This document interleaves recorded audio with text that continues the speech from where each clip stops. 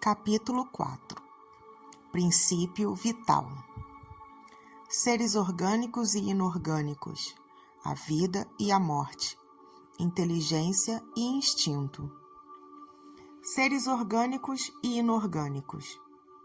Os seres orgânicos são aqueles que têm em si mesmos uma fonte de atividade íntima que lhes dá a vida. Eles nascem, crescem, reproduzem-se por si mesmos e morrem. São dotados de órgãos especiais para realizarem os diferentes atos da vida e que são apropriados às suas necessidades de conservação. Compreendem os homens, os animais e as plantas. Os seres inorgânicos são todos aqueles que não têm vitalidade, nem movimento próprio, e não se formam senão pela agregação da matéria.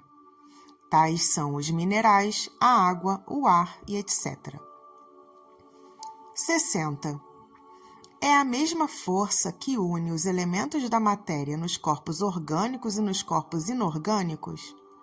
Sim, a lei de atração é a mesma para tudo. 61. Existe alguma diferença entre a matéria dos corpos orgânicos e aquela dos corpos inorgânicos?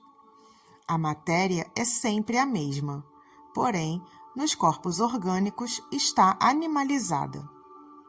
62. Qual é a causa da animalização da matéria? Sua união com o princípio vital. 63.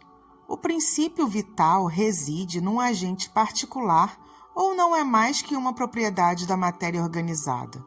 Numa palavra, é um efeito ou uma causa? É uma e outra coisa. A vida é um efeito produzido pela ação de um agente sobre a matéria. Esse agente, sem a matéria, não é a vida, da mesma forma que a matéria não pode viver sem esse agente. Ele dá a vida a todos os seres que o absorvem e assimilam. 64. Vimos que o espírito e a matéria são dois elementos constitutivos do universo. O princípio vital forma um terceiro? Sem dúvida, é um dos elementos necessários à constituição do universo, mas ele tem sua fonte na matéria universal modificada. É para vós um elemento como o oxigênio e o hidrogênio que, todavia, não são elementos primitivos, visto que tudo parte de um mesmo princípio. Parece resultar daí que a vitalidade não tem seu princípio num agente primitivo distinto, mas numa propriedade especial da matéria universal, em razão de certas modificações. É a consequência do que dissemos. 65. O princípio vital reside em alguns dos corpos que conhecemos? Ele tem sua fonte no fluido universal. É o que chamais de fluido magnético ou fluido elétrico animalizado. É o intermediário, o elo entre o espírito e a matéria. 66. O princípio vital é o mesmo para todos os seres orgânicos? Sim, modificado segundo as espécies. É ele que lhes dá o movimento e atividade, e os distingue da matéria inerte, pois o movimento da matéria não é vida. Ela recebe esse movimento, não o dá. 67. A vitalidade é um atributo permanente do agente vital ou se desenvolve apenas em razão do funcionamento dos órgãos? Não se desenvolvem senão com o corpo. Não dissemos que esse agente sem a matéria não é a vida? É necessária a união dessas duas coisas para produzir a vida. Poder-se-á dizer que a vitalidade está em estado latente quando o agente vital não está unido ao corpo? Sim, é isso. O conjunto dos órgãos constitui uma espécie de mecanismo que recebe estímulo da atividade íntima ou princípio vital que existe neles. O princípio vital é a força motriz dos corpos orgânicos. Ao mesmo tempo que o agente vital estimula os órgãos, a ação dos órgãos entretém e desenvolve a atividade do agente vital, aproximadamente como se dá com o atrito, que desenvolve o calor. A vida e a morte. 68. Qual a causa da morte entre os seres orgânicos? O esgotamento dos órgãos. Poder-se-ia comparar a morte à cessação do movimento de determinada máquina desorganizada? Sim, se a máquina está mal montada, a atividade cessa. Se o corpo adoece, a vida se extingue. 69. Por que uma lesão do coração, de preferência que a dos outros órgãos, causa a morte? O coração é a máquina de vida, mas o coração não é o único órgão em que a lesão causa a morte. Não é mais que uma das peças essenciais. 70. Em que resultam a matéria e o princípio vital dos orgânicos quando estes morrem? A matéria inerte se decompõe e toma nova forma. O princípio vital retorna à massa. Morrendo o ser orgânico, os elementos que o compõem experimentam novas combinações que formam novos seres, os quais tiram da fonte universal o princípio da vida e da atividade. O absorvem e assimilam para devolvê-lo à mesma fonte, quando deixarem de existir. Os órgãos estão, por assim dizer, impregnados de fluido vital. Esse fluido dá a todas as partes do organismo uma atividade que as une em certas lesões e restabelece as funções momentaneamente suspensas. Mas quando os elementos essenciais ao funcionamento dos órgãos estão destruídos ou muito profundamente alterados, o fluido vital é impotente para lhes transmitir o movimento da vida, e o ser morre. Os órgãos reagem mais ou menos necessariamente, uns sobre os outros. É da harmonia do seu conjunto que resulta a sua ação recíproca.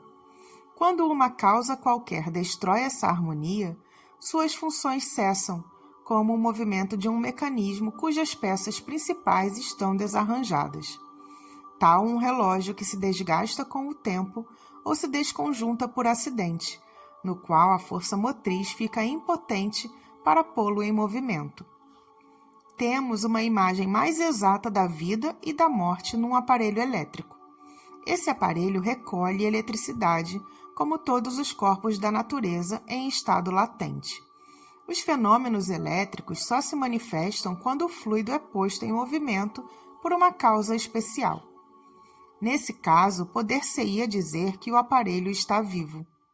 Cessando a causa da atividade, o fenômeno cessa. O aparelho volta ao estado de inércia. Os corpos orgânicos seriam assim como espécies de pilhas ou aparelhos elétricos nos quais a atividade do fluido determina o fenômeno da vida. A cessação dessa atividade produz a morte. A quantidade de fluido vital não é fator absoluto para todos os seres orgânicos. Varia segundo as espécies e não é fator constante, seja no mesmo indivíduo, seja nos indivíduos da mesma espécie. Existem alguns que são, por assim dizer, saturados, enquanto que outros dispõem apenas de uma quantidade suficiente. Daí, para alguns, a vida é mais ativa, mais vibrante e, de certo modo, superabundante. A quantidade de fluido vital se esgota, pode vir a ser insuficiente para manter a vida, se não se renova pela absorção a assimilação das substâncias que o contêm. O fluido vital se transmite de um indivíduo para outro. Aquele que tem o bastante pode dá-lo àquele que tem pouco, e, em certos casos, restabelecer a vida prestes a se apagar. Inteligência e instinto. 71. A inteligência é um atributo do princípio vital? Não, pois as plantas vivem e não pensam, têm apenas vida orgânica. A inteligência e a matéria são independentes, pois um corpo pode viver sem inteligência, mas a inteligência não pode se manifestar senão por meio de órgãos materiais. É necessária a união com o espírito para intelectualizar a matéria animalizada. A inteligência é uma faculdade especial, própria de certas classes de seres orgânicos e que lhes dá, com o pensamento, a vontade de agir, a consciência de sua existência e de sua individualidade, assim como os meios de estabelecer intercâmbio com o mundo exterior e de prover às suas necessidades. Podem distinguir-se assim: primeiro, os seres inanimados, constituídos de matéria, sem vitalidade nem inteligência, que são os corpos brutos. Segundo, os seres animados não pensantes, formados de matéria e dotados de vitalidade, mas desprovidos de inteligência. Terceiro, os animados pensantes, formados de matéria, dotados de vitalidade e tendo a mais um princípio inteligente que lhes dá a faculdade de pensar. 72. Qual é a fonte da inteligência? Já o dissemos, a inteligência universal. Poder-se-ia dizer que cada ser toma uma porção de inteligência da fonte universal e a assimila como toma e assimila o princípio da vida material? Isto não é mais que uma comparação e que não é exata, porque a inteligência é uma faculdade própria de cada ser e constitui sua individualidade moral. De resto, como sabeis, há coisas que não é dado ao homem penetrar, e esta é desse número no momento. 73. O instinto é independente da inteligência? Não, precisamente porque é uma espécie de inteligência. O instinto é uma inteligência não racional, e é por esse meio que todos os seres provêm as suas necessidades. 74. Pode-se assinalar um limite entre o instinto e a inteligência, quer dizer, precisar onde termina um e começa a outra? Não, porque frequentemente eles se confundem, mas se podem muito bem distinguir os atos que pertencem ao instinto e aqueles que pertencem à inteligência. 75. É exato dizer-se que as faculdades instintivas diminuem à medida que aumentam as faculdades intelectuais? Não, o instinto existe sempre, mas o homem o negligencia. O instinto pode também conduzir ao bem. Ele nos guia quase sempre, e algumas vezes com mais segurança que a razão. Ele não se transvia nunca. Por que a razão não é sempre um guia infalível? Ela seria infalível se não fosse falseada pela má educação, pelo orgulho e o egoísmo. O instinto não raciocina. A razão permite a escolha e dá ao homem o livre-arbítrio. O instinto é uma inteligência rudimentar, que difere da inteligência propriamente dita, em que suas manifestações são quase sempre espontâneas, enquanto que as da inteligência são o resultado de uma combinação e de um ato deliberado. O instinto varia em suas manifestações, segundo as espécies e suas necessidades. Nos seres que têm a consciência e a percepção das coisas exteriores, ele se alia à inteligência, quer dizer, à vontade e à liberdade.